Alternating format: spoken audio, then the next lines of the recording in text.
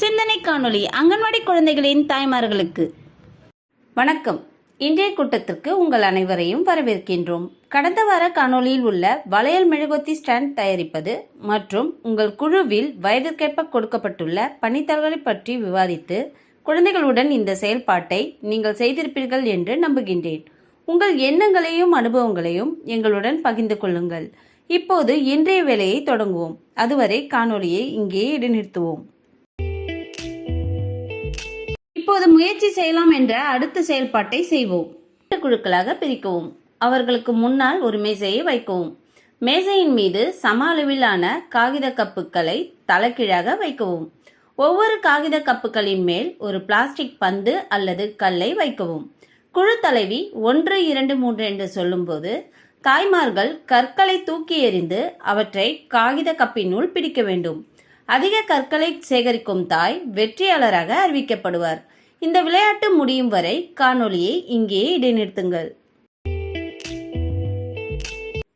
இப்போது புதிதாக ஒன்றை கற்றுக்கொள்ளுங்கள் என்ற அடுத்த செயல்பாட்டை செய்வோம்.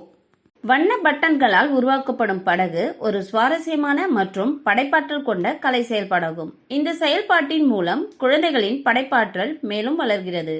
அதேபோல் அவர்களின் நுண்ணியக்க திறன்கள் மேம்படுகிறது.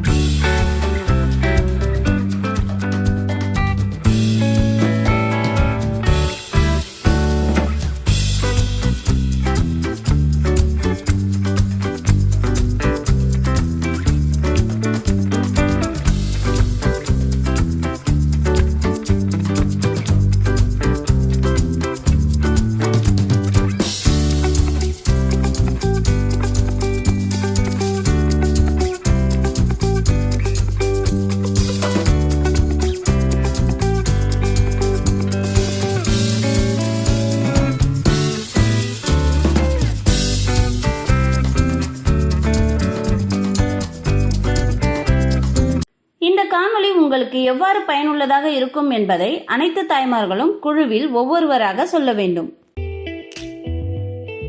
இப்போது வீட்டிற்கு சென்று குழந்தைகளுடன் சேர்ந்து செய்யுங்கள் என்ற அடுத்த செயல்பாட்டை செய்வோம். வீட்டில் வேடிக்கையான விளையாட்டு. விளையாட்டு எண் 1. குழந்தைகளிடம் தினமும் அவர்கள் நாள் முழுவதும் பெற்ற அனுபவங்களை பற்றி கேளுங்கள். இது அவர்களுக்கு நிகழ்வுகளை சரியான வரிசையில் சொல்லும் திறனை வளர்க்க உதவும். அதேபோல் அவர்களுக்கு கதைகளையும் சொல்லிக் கொடுங்கள். விளையாட்டு எண் 2. குழந்தைகளை கலை மற்றும் கைவினை செயல்பாடுகளில் ஈடுபடுத்துங்கள். உதாரணமாக நன்றி அட்டை தயாரித்தல் அல்லது மண் மற்றும் பிற பொருட்களால் சிறிய பரிசுகளை செய்து நன்றியை வெளிப்படுத்துதல் போன்ற செயல்பாடுகளை செய்ய கற்றுக் கொடுங்கள். கொடுக்கப்பட்ட பயிற்சி தாளில் குழந்தைகளின் வயதுக்கேற்ப செயல்பாடுகள் குறிப்பிடப்பட்டுள்ளன. அவற்றை புரிந்து கொண்டு குழந்தைகளால் அவற்றை செய்து முடிக்க செய்யுங்கள். கொடுக்கப்பட்ட செயல்பாட்டையும் இந்த பயிற்சி தாளையும் செய்வதில் குழந்தைகள் மகிழ்ச்சி அடைந்தார்களா? உங்கள் அனுபவங்களை எங்களுடன் பகிர்ந்து கொள்ளுங்கள். இன்றைய செயல்பாடுகள் இத்துடன் முடிவடைகின்றன. அடுத்த வாரம் இது போன்ற புதிய தகவல்கள் மற்றும் செயல்பாடுகளுடன் சந்திப்போம். அதுவரை உங்களையும் உங்கள் குழந்தையும் கவனித்துக் கொள்ளுங்கள். நன்றி.